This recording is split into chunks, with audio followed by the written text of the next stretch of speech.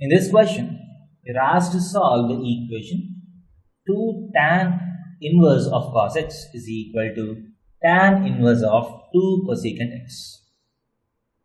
So let us apply standard formula. So 2 tan inverse of something. So 2 tan inverse x is equal to tan inverse of 2x by 1 minus x square. 2 tan theta by 1 minus tan square theta. So 2 tan inverse of cos x. So the LHS can be written as tan inverse of 2 cos x by 1 minus cos square x. So this is equal to tan inverse of 2 cosecant x. So this implies, if you compare these two, tan inverse of this is equal to tan inverse of this. So tan inverse and tan inverse gets cancelled because tan inverse is a bijective function.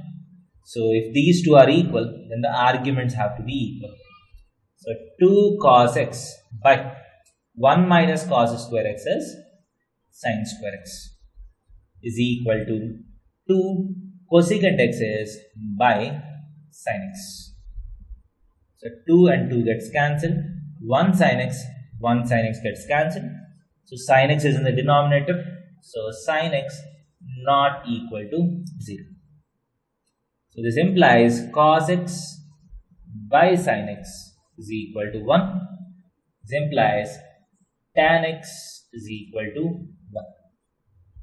So x is equal to n pi plus pi by 4.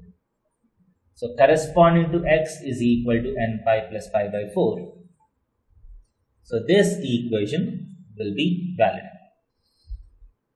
So for any x between whose values are n pi plus pi by 4, you can get this equation will be satisfied. Thank you.